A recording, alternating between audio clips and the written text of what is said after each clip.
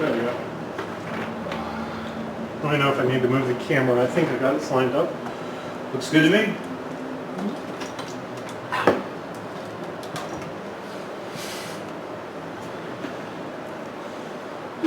This thing on, this thing on. Hello. Give people a minute to log in.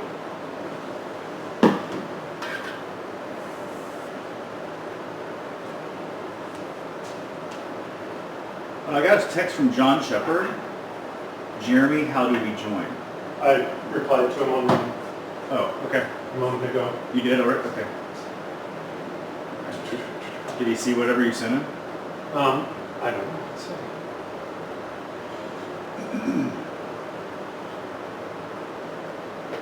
Says delivered.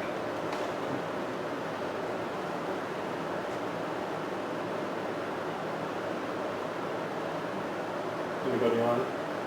Yeah, you got 3 people here. Oh.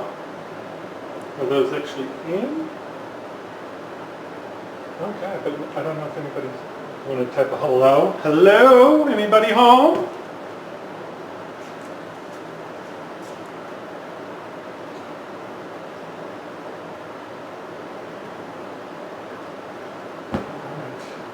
They could have just been idle from the last time it didn't log out, so they're still sitting there.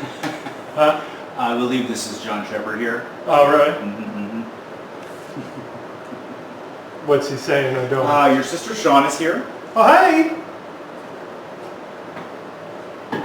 All right, I'm aiming the camera up just a tad. I think it's cutting off my Well, go back. I'll do that. lovely hair.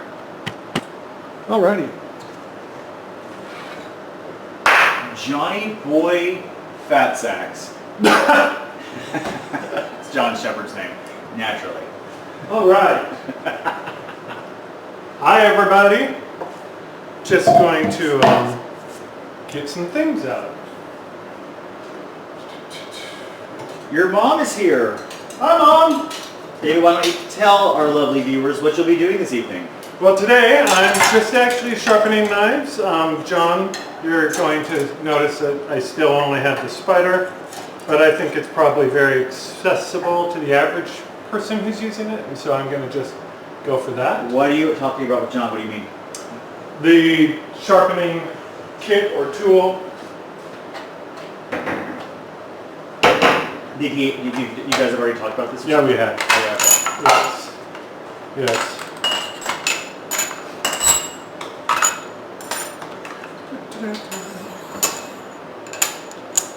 You know, your mother spells Mama Wani, W-A-N-N-I-E, and I've actually never thought about how you would spell Wani. Right. So now I know.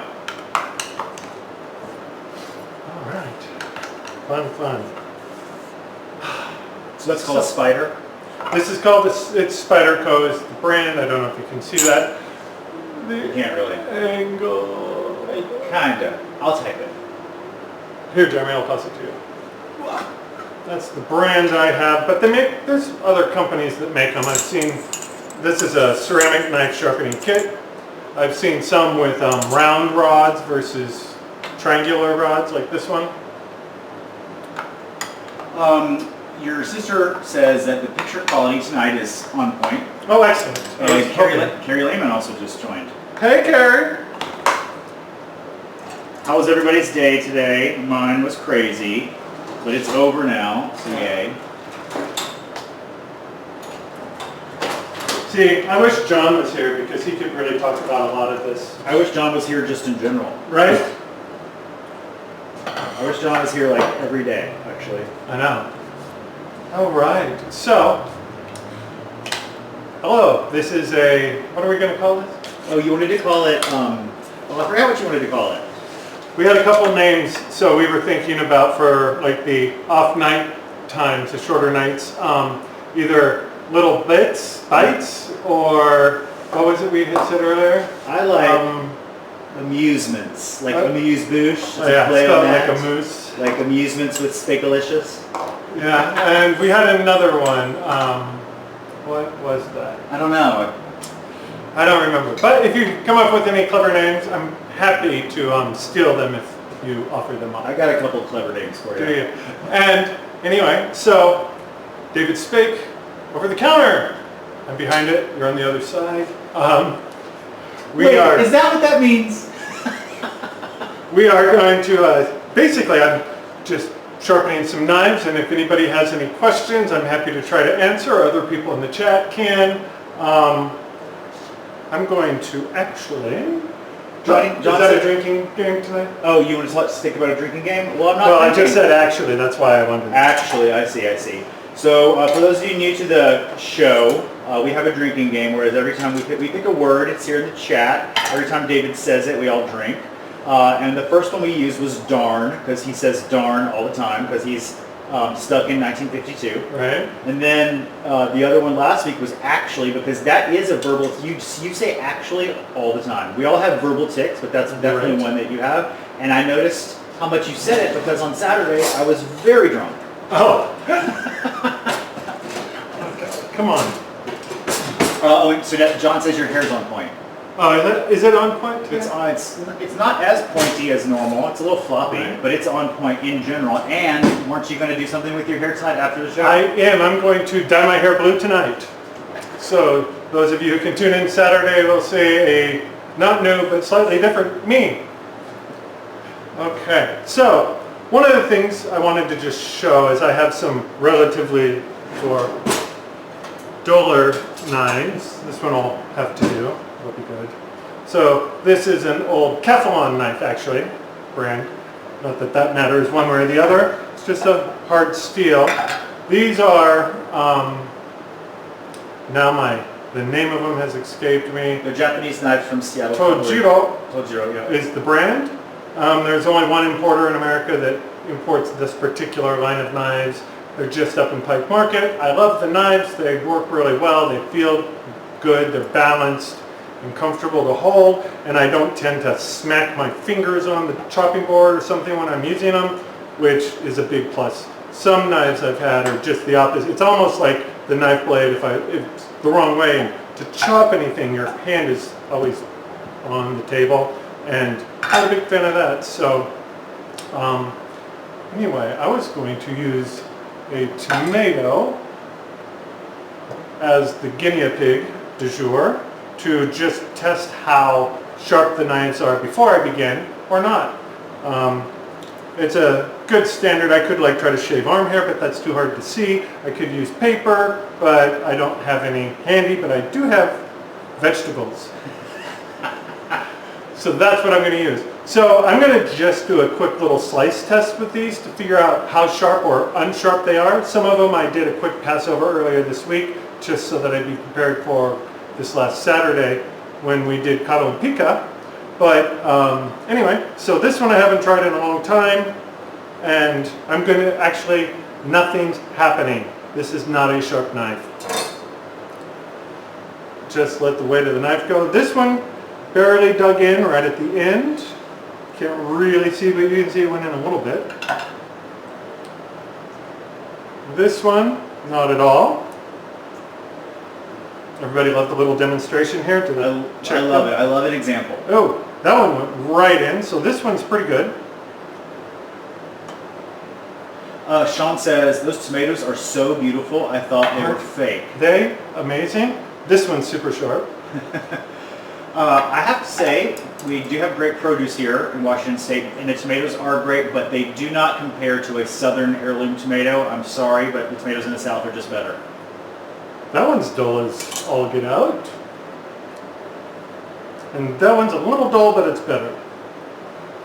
Alright, so now I want to wipe the blades off a little bit real quickly. Get this rag a bit wet so I can get some of the tomato juice off, and I'm not applying that to my stones.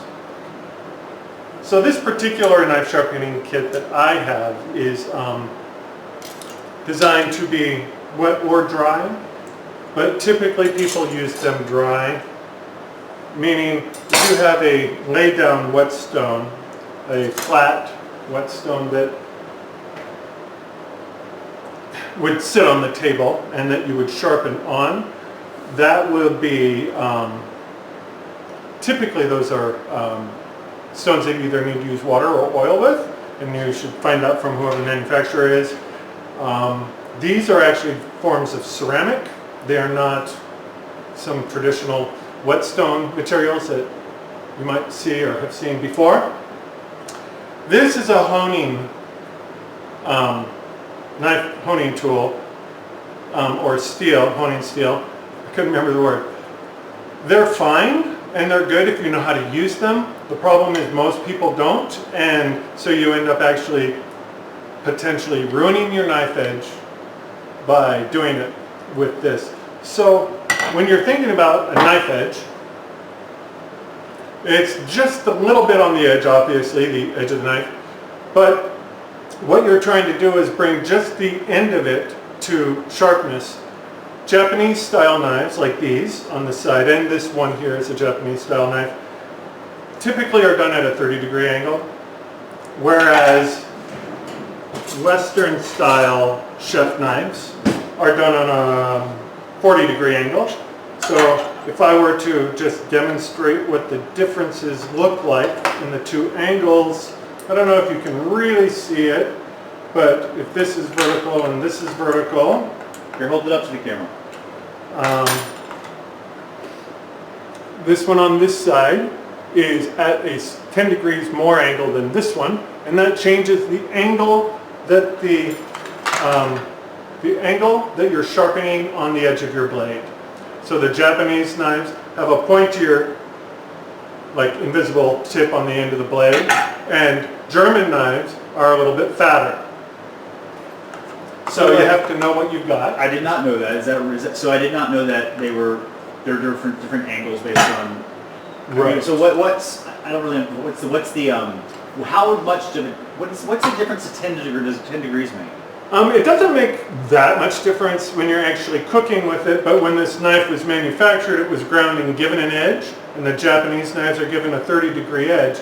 So actually, I'm going to grab a piece of construction paper and... That's right, we just have construction paper lying about. Yeah. All right. Because it is, you know, a class, so you have to have visual aids. School me. All right. I was looking for a, oh, maybe it's down here. I was looking for the Sharpie, so I can make nice sharp lines on this so that you can see. But I don't. Ah, here's the knife. Okay. Also, while you're talking, another question. Sure. I know that you like Japanese knives a lot, and that's your favorite. So Right. why? I like the style and I like the balance in the hand that they have. They're typically a little lighter than a lot of European knives. European knives, as a result, will have a heavier handle to bring balance to the blade. But the Japanese ones, in this case, it's a very light wooden handle and it balances with very little strength to keep it there. Of course, John Shepard knows the answer. What does he say? Okay, inclusive 40 degree is a 20 degree bevel on each side. It's good for tougher steel. 30 degree inclusive is 15 degree bevel per side and is good for the Japanese steel. Okay. What's a bevel? What does that mean? So I'm going to draw what a bevel is. So if this rectangle, I don't like that. We'll try it. Let's see. So if I'm looking at the knife this way on, I will be looking at a piece of metal this way. I'd like to point out that the Tennessee state color is orange. Okay. So the knife, looking at it this way, and then you've got the sharp edge running down the center as you're looking at it, right? So if you were to look here, you would see on the side, whoops, if this is my knife, right? So if this top one is the knife, what we're looking at here is just this edge here that I'm scribbling to make it bigger. And a lot of times you'll actually see a textural difference on your knife where that edge happens. So I'm going to just come around, see if you can see it in this case. The little knife's got a little nick. Don't run with knives, David. I know. All right, so re-aiming a light to maybe catch some of it so you can see. So this knife has a cosmetic difference. There's Damascus steel, which is the pattern you see on the body and the blade of the knife.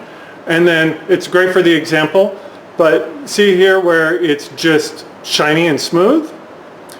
Now, that's a cosmetic thing just for how it looks, but it demonstrates the idea of what we're saying here is at the very edge of the knife, if you could see even closer, which we can't get the resolution to, there's a very minor line at the very top of the knife, and that is where the edge and the bevel happen. Is that that really small edge at the top?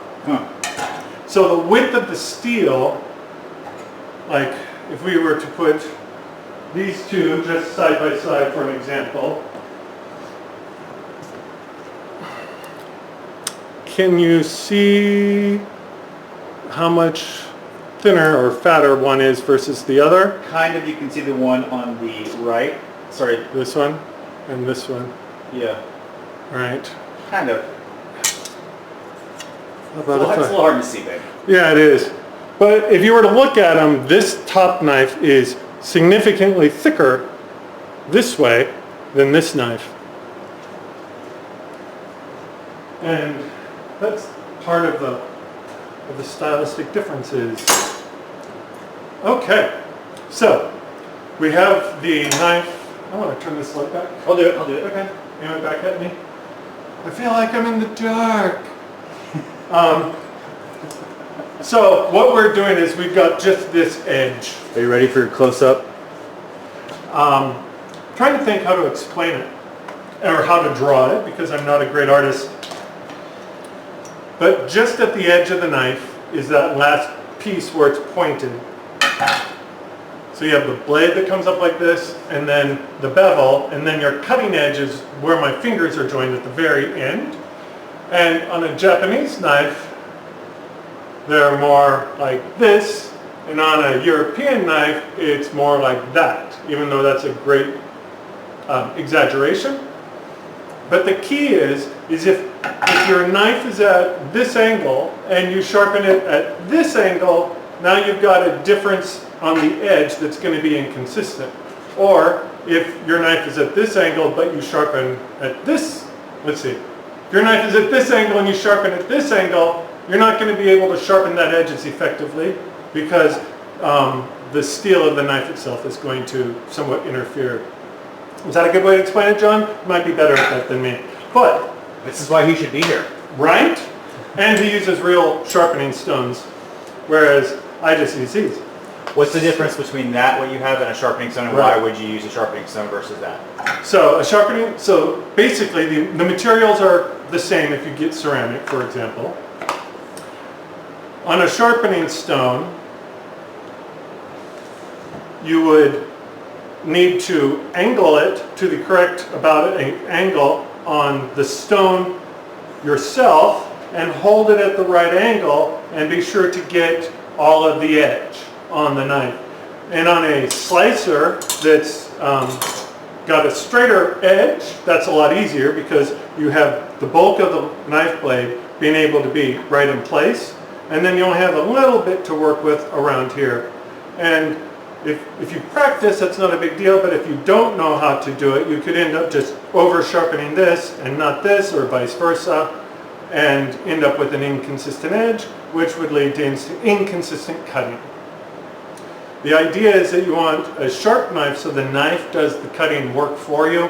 You don't have to push and try. You can just let the motion of the cutting or the slicing do the work for you using the sharpened edge. So in my case, these brown ones are more coarse and the white ones are finishing edges. So if your knife is exceptionally dull, as in the case of this one particularly, it did absolutely nothing on our victim tomato. Victim tomato. This one really needs to go through a coarse edge and then the fine edge because it's got very little left. So we want to get a primary shape and then just sharpen the edge of that after we get the primary shape fixed. The problem with using one of these is you have to keep the angle exactly right the whole way down, and then this whole way. And a lot of people can't maintain the same angle without a lot of practice. Also, that stresses me out. I think you're going to cut yourself. Right, well, I shouldn't have my finger in front of the guard. So if you were to do this, right, it would eventually sharpen. But this isn't made to be a primary sharpening device. It's to hone an already or nearly already sharp edge. So if you'd sharpened your knives and it had been a few days, you've been cooking a lot, then this would be appropriate to just restore the edge quickly for the cooking that you're doing right now. I'm wanting to restore the edge in a more general way on this knife so that it will be usable if somebody pulls it out of the drawer, because this drawer is where I put all my guest knives, and this rack over here is where I put all my knives. So if you come to cook with me, you'll probably get knives out of the drawer. Unless it's John. Right? So if you have one of these, it's very easy because these are already at an angle, so all I need to do is line the blade up with the flat of the rod, and then make sure that the knife is vertical here, and drag it down through the end. Right? You don't want to put a whole lot of pressure. It's going to take a while, particularly for a knife this dull, to just get sharp. And you want to try to do it the same amount of time on both sides of the blade, so that you don't end up with a blade that's built like this. Kitchen knives are made to have a point on the edge, not a saber edge where you've only got one side that's been sharpened. And if you put excessive pressure, you can end up rolling the edge of the metal over, in which case you would need to go get it probably, I would say for most of us, you would need to then take that knife and get it professionally resharpened so that they can break the curled metal, the microscopically bent edge. Because if this is my knife edge here, it's a lot easier to make a sharp cut this way than if the knife edge is actually up here, because I would have to flip my knife upside down somehow and get that sharpened bit, which would be ridiculous. So you don't put too much pressure, you don't put too much weight on it, just make sure it's in contact and let it go. Sean said, the revenge of the victim tomatoes. Right. And John said, not me, he's using the Ferrari knives when he comes, and I concur. Oh, okay. Well, he's somebody with, lead. This is another little handheld, what do you call it, sharpener. It's got two different grains. It has a coarse grain on one side and a fine grain on the other. The problem is it's very short and it's very small, and you have to hold it, and I'm always afraid because I'm holding it, I might catch myself with it, and it just doesn't do as good of a job for me as the ceramic ones. The coarse one is a little coarser than this, so if I need to get a head start, then I might do some initial things on this one because it's a coarser grain. You can buy multiple grain settings just like sandpaper for your knife sharpener. The higher the number, the smaller the particles are that sharpen it on the whatever the surface or material is, and the higher the number, the sharper the end product will be. But just like sandpaper, if you're needing to make a massive change because there's no sharp edge at all to hardly work with, you need something coarser to start to get that initial shape in place. And then you would step over to something that's medium, which is what this is, and something that's very fine, which is what this is. So, isn't this exciting? I'm super excited. But this is something that you could do if you're watching a TV show you don't have to watch a whole lot of. I like this particularly for a novice person that's sharpening, because these metal rods right here are here to, oh no, I missed. I'm not going to be able to slice my hand off. If this breaks, I have something to catch the knife before it gets to my wrist. So I like this style for that, because you can sort of Darwin-proof your sharpening experience. You also said you found it like meditative. You like to zone Yeah, out. I do. There's a sound of the knife going, which I don't know if you hear. One time I'm running over here, turn off this noise. I could have done that, you know. I'm just sitting here. It's fine. Fine, I'll just continue to sit here. Okay.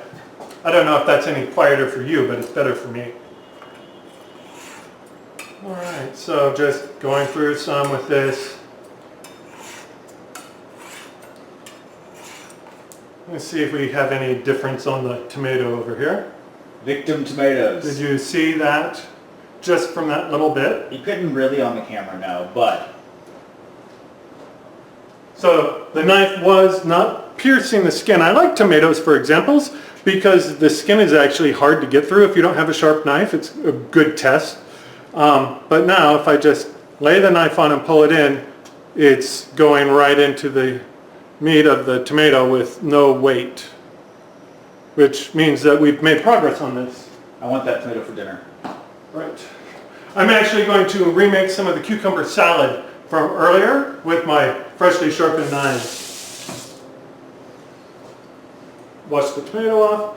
So in this case, going until you've got a good basic edge like that. And then, probably in reality, if you've never sharpened your knives, we're probably looking at like 8 or 10 minutes of doing that before you get to a good place on the edge. And then these actually put the from knife sharp to razor sharp on the edge of the blade. And then same process. Liz Kroll is here and texted me and wanted me to tell you a funny story. So Okay. She got drunk last night and joined a sandwich group on Facebook, and then today was scrolling through her Facebook feed and saw nothing but pictures of sandwiches and was like, why is everyone making sandwiches today? And she thought that was funny and wanted to tell you. Yeah. It's really not a funny story. But it's a drunk funny story. All right.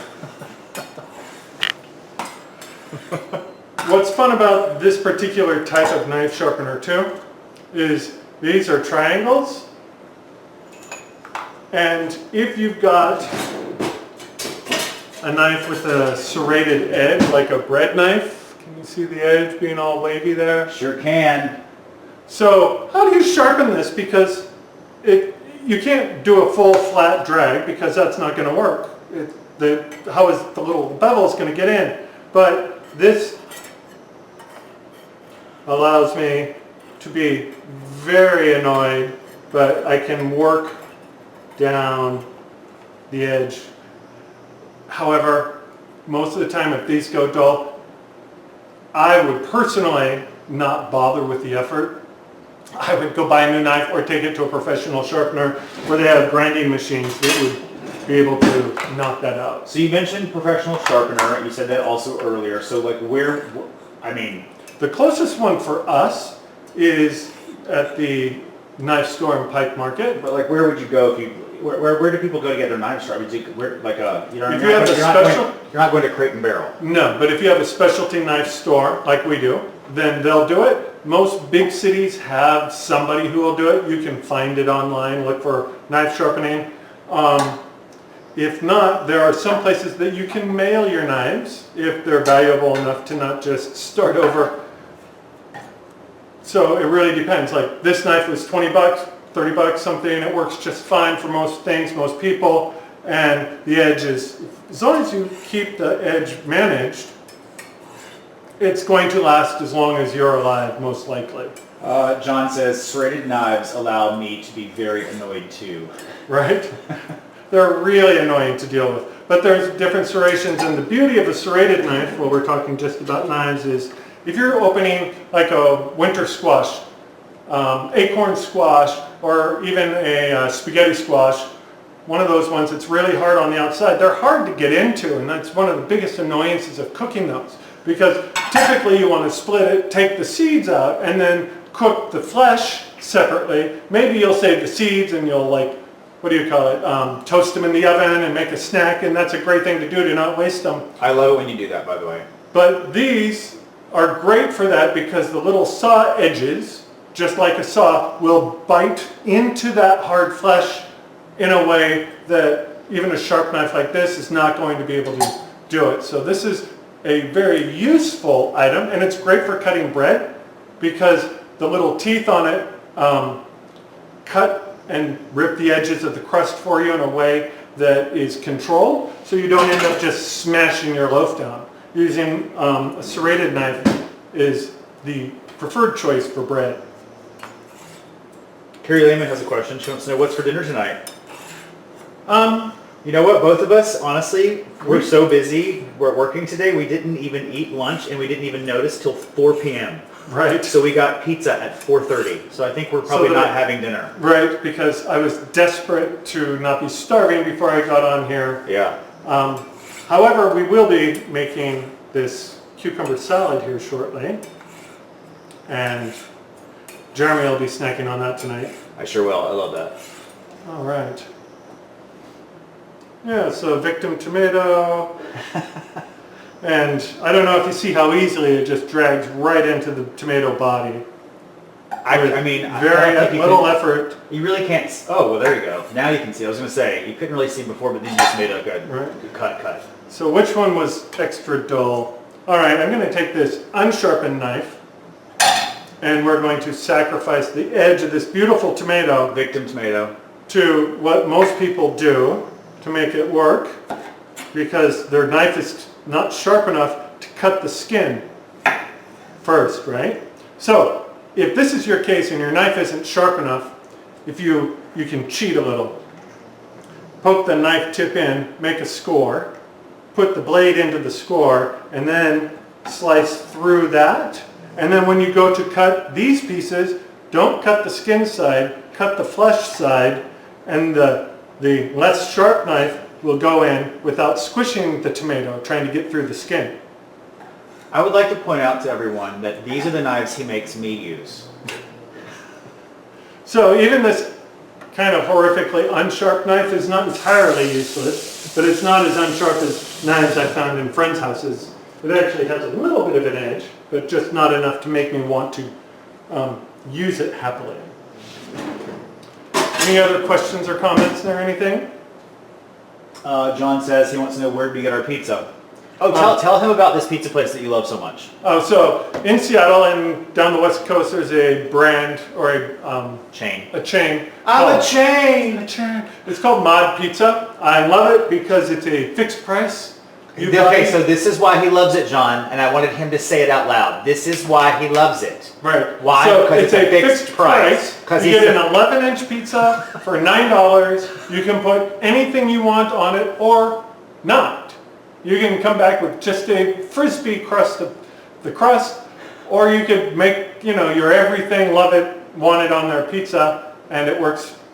It's all the same price. So because he's the most frugal person on the actual planet, he loves it because it's a fixed price, not because it's good. But let me also just say, it is also good. But even if it wasn't good, he would go there just because he knew it was $9.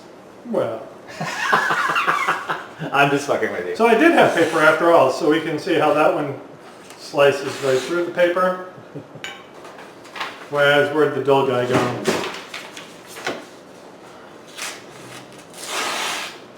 You hear how much it's ripping through? Yeah. You hear that? Yeah, you can. Versus, maybe it's not loud enough to really hear it, but I think you can kind of hear it, yeah. Carrie wants to know if you put cork on the ends of my fork so I don't stab my eye out. No, but on his chopsticks we put a rubber band on the end so they don't fly away. Jackass. All right. That's not true. It's not true, but it was funny. So, any other questions? It's really very easy to sharpen your knives. It just takes time. And you have to set aside the time to do it. And you said like 8 to 10 minutes per knife? Probably. Yeah. Yeah. And because I have a lot of them, and that's exactly why you want the brace. You saw it came off the end, and the knife slipped over and caught on the guard.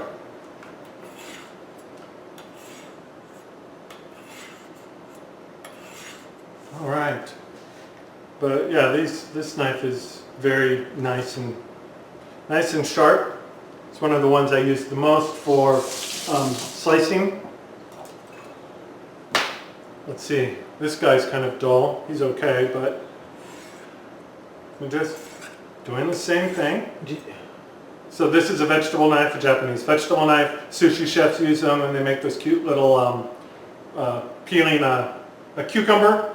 So they take it and then they like make a paper. All those designs? Yeah. Yeah. So this is the one that you use for unrolling like a cucumber into a sheet. Huh. Yeah. You do let me use that one. Yep. But really, it's essentially it's a chef knife with a rounded end instead of a pointed end. And so what's the difference? Like, why would you have, if it's essentially the same, why would you have both of them?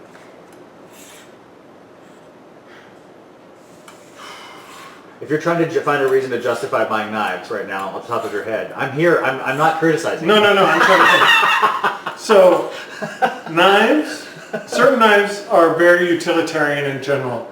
A good steak knife or a santoku knife, one or the other, the chef knife style is longer and a little thinner. The santokus are a little bit shorter, but for the average person who's just cooking, either one is fine. Get the ones that feel comfortable to hold in your hand where the grip is comfortable, and when you slice, you don't bang your knuckles around trying to use the knife. So if you have a chance to go to a real knife specialist, a lot of times they'll have celery and carrots and stuff like that for you to practice on so that you can hold a knife and figure out, oh, this one feels good to me. Because you're the one using the knife. This could be a $5,000 knife, but if it's unbalanced and awkward for you to handle, it's not a good knife for you, right? So right now, most of our knives are made out of hardened steel or stainless steel. A lot of the old knives from the 70s were actually made from a lower grade of steel. But they're actually, I think, really very useful. The blade, because it's softer, dulls faster, but you can almost instantly bring it back to life with like a honing steel is perfect on those older style knives because you can like cut it, oh, it's getting too dull, you can run it over this and it'll be razor sharp in moments, but that's because the steel is a little softer and it'll give way onto the ridges of a honing steel. If you are going to use one, assuming it's not ceramic, they make ceramic ones that looks just like a white bar. If you have one of those, just be careful you don't bang it around. It's ceramic, and imagine if that was what China is made out of and you were to toss it in a drawer, it might shatter. Yeah. It's the same type of a material. So you need to be a little careful with how you handle ceramic. But assuming you have an actual steel, if the ridges are worn out, your steel has very little value, if any. It's the ridges on here, on the surface, that are actually shaving away a little bit of the steel on your knife, and that's how it gets sharpened. All right. So I think I'm going to just cut this victim up a little better. Victim tomato. Victim tomato. Get these odd shaped pieces. Fortunately, the salad that I had thought to use this guy on, that we made on Saturday, the pieces don't have to be identical.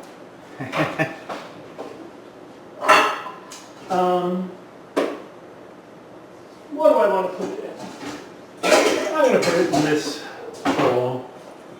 One thing to remember, if you're dealing with acidic things, tomatoes are rather acidic, you need to use a non-reactive container.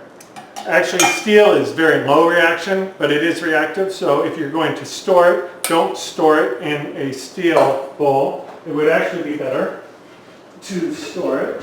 I'm going to just mix it up in this bowl.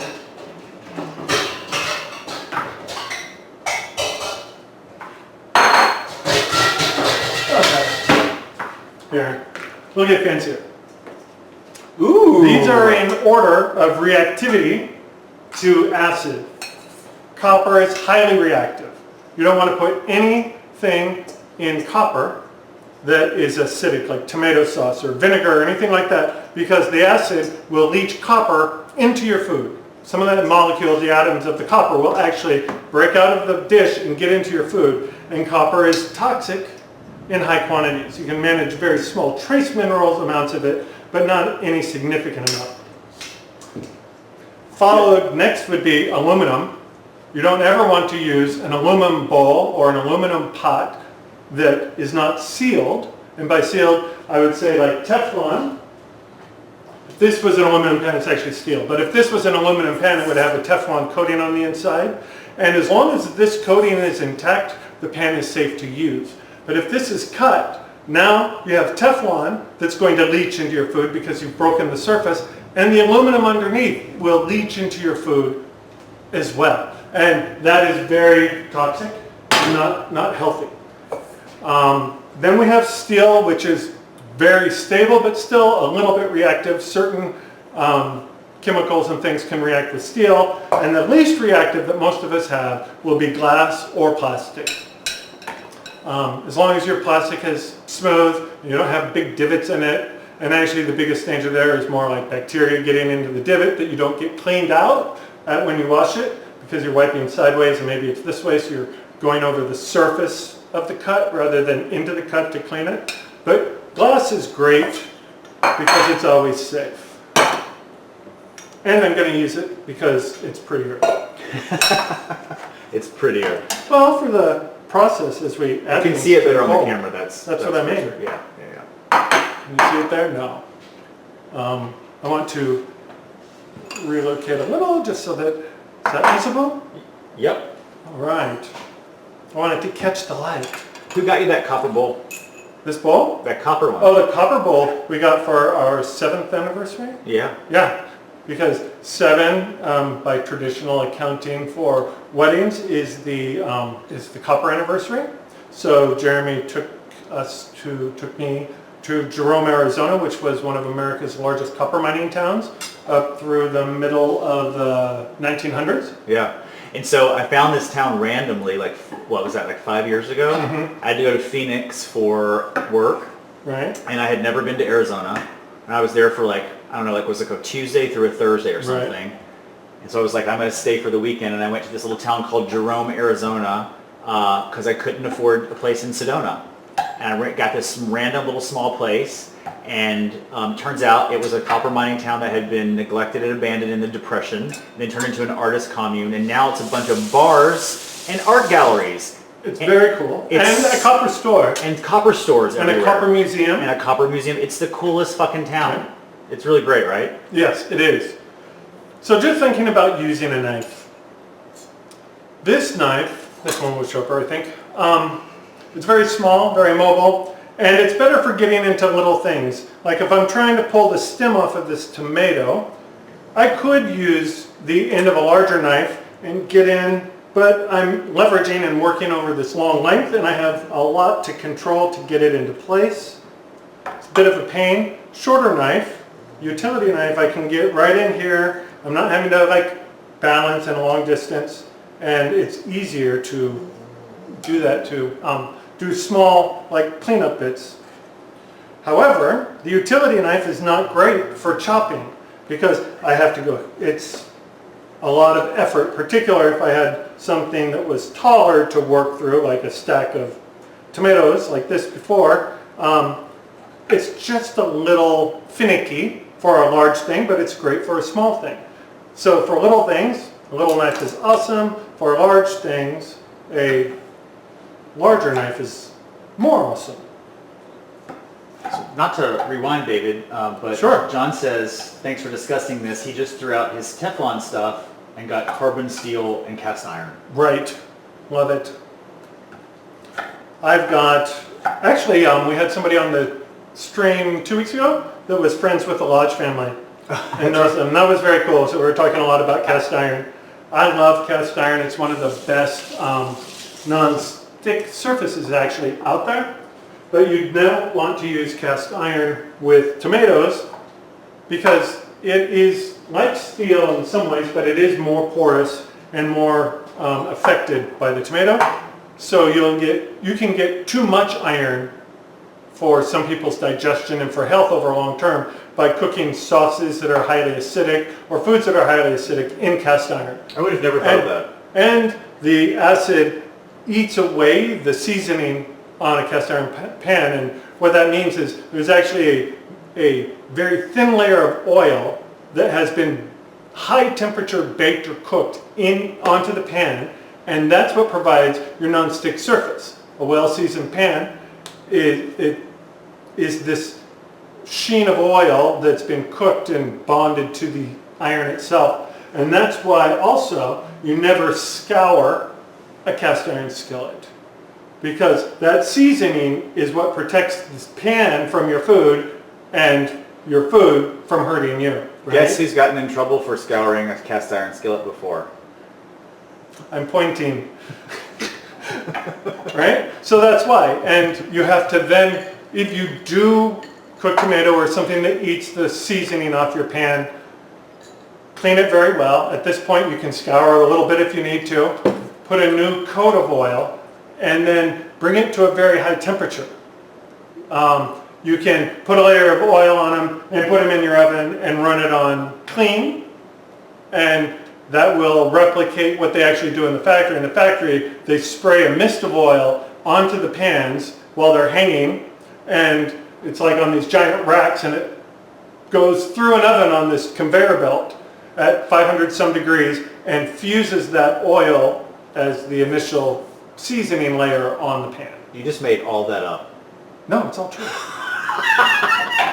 I'm joking. Babe, but no, I would have never thought of that because, so would you not, so when you're saying like you wouldn't cook something acidic in cast iron, so like, would you mean you wouldn't do like your red sauce in a cast iron skillet? Correct. Okay. Right. Huh. So this salad is very simple. It's just an onion, tomatoes, and cucumber. I'm going to take out some of these seeds, even though Jeremy doesn't like them or doesn't care. Some people really do. So I just wanted to show how easy it is. You just put the edge of the knife in, scrape through. You have a little boat. Well, that's really cute, by the way. All right. So if you're having a little party, you could use the little boat to like put I things was in. just thinking that. You could put like a dip in there or something. Yeah. Seriously, or like olives, like that could be a little olive tray. That's Right. a genius idea. We're doing that tomorrow. Trying to put them at roughly the same width.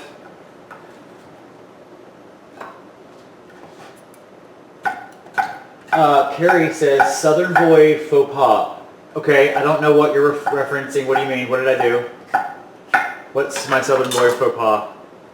Oh. Faux. I make at least 3 faux pas a minute, so. Oh, it's like, where are the bigger onions? I'm going to use about half of this guy.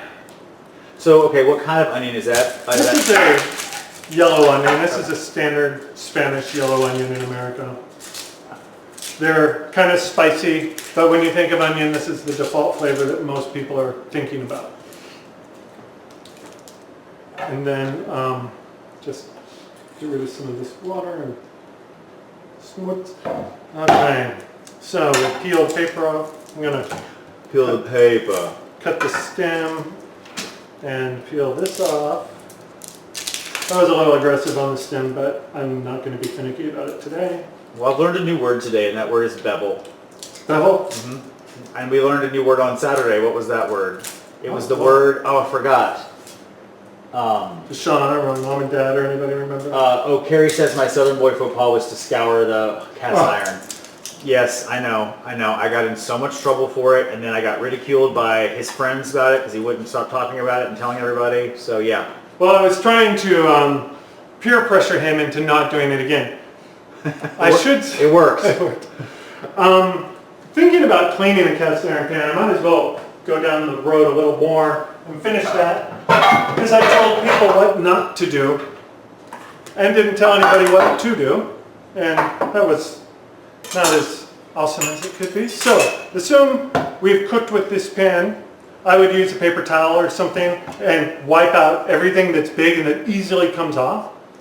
And then if there's something still left adhered to the pan,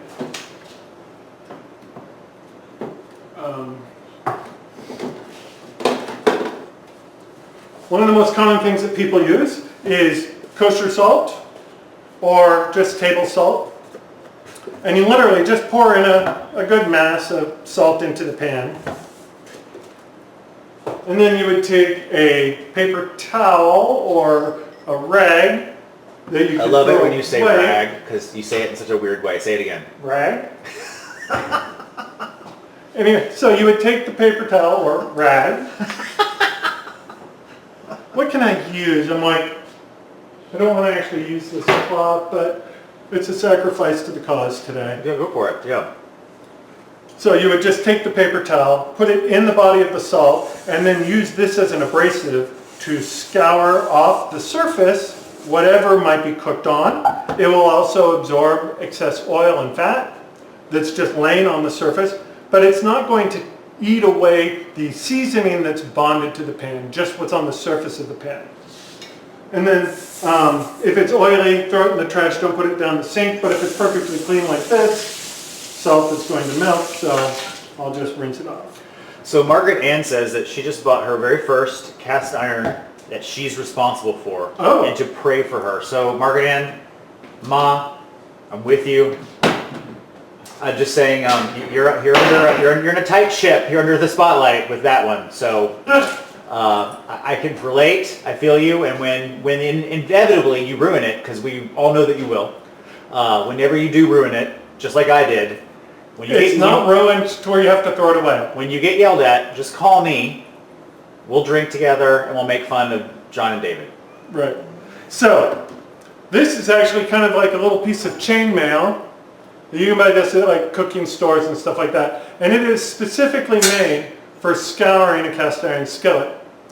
It allows you to, the little ring edges, you just put it in and scour it around. And then you can just wash this however you need to get it clean. And then that will leave the seasoning attached to the pan. Anyway, those are your two best ways to clean cast iron.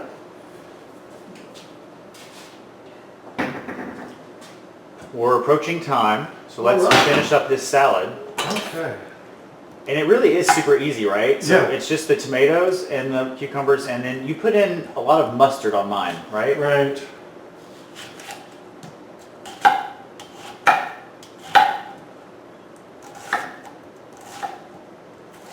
Jeremy likes big chunks of onions, so I do. just break them up a bit. That piece is in the center, it's a funny shape, so I'm going to just cut them in half to make sure they come apart. And so David makes this for me a lot, and we just keep it in the fridge, and I just snack on it, or have it as Yeah. like with a sandwich for lunch or something. I love this stuff. All right. Where'd that little bowl go I had earlier?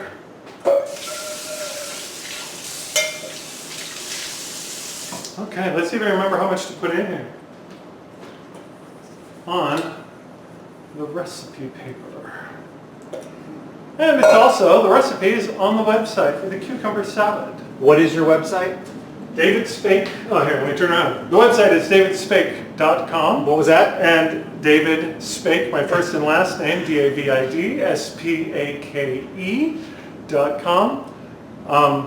I put all the recipes up the week before the weekend show comes up so that people have a chance to purchase ingredients if they want. This week's recipes are for the red and white sauce for pasta. So the ingredients are there. You will want pasta. I'm also going to make some chicken on the side for people who want to put that in their meal. So prepare accordingly.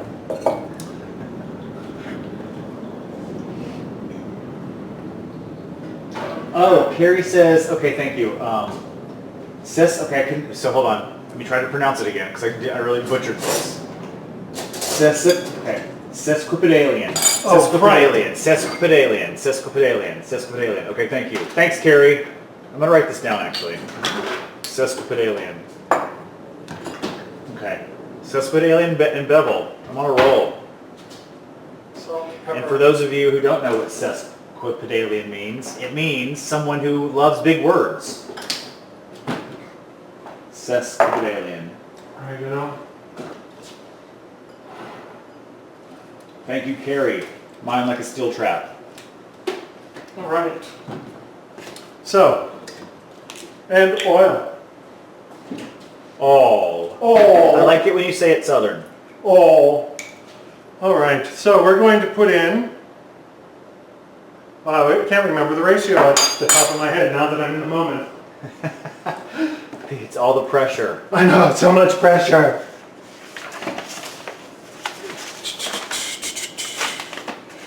Okay.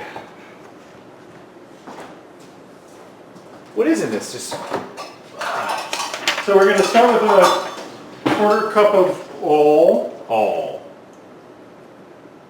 That's a third, but I know how much the difference is. There we go.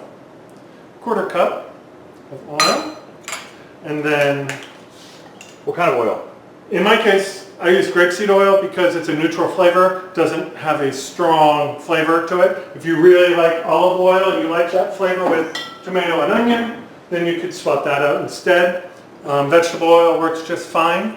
Peanut oil might be a little too aggressive of a flavor because it's pretty significant. Well, I wouldn't like that with this because I like the mustard flavor, and I don't Right. think that would go well together. Right.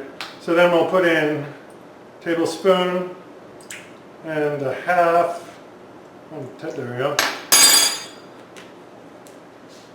Of what was that? Tablespoon and a half. I use red wine vinegar. You could use white wine, or you could use normal white vinegar if you want. Just adds a little bit more flavor to it. You're going to use a big teaspoon of Dijon mustard. Let's see. It's my favorite mustard ever. Yes. It's a little pot. It's very cute. We got it in the Italian specialty store. Let's see. Oil, Dijon, salt, pepper. If you have any like flat parsley, you could chop up the parsley to put in. I'm going to just put in for flavor, a little bit of oregano. And then I've got some basil here. Just put in a half a teaspoon of this, just so that we have it, because I don't have parsley. And I like the green flecks. That's it. There's a whisk. And John, you'll be interested or happy to know all of the spices that he has. David, open that cabinet. All those spices are from the DeKalb County Farmers Market. Yep. Every time we go home, he like stocks up. Just whiskey and a little sauce together, just to make sure it's well combined. The thing about vinegary type dressings on tomatoes is the dressing, I forgot the salt and pepper.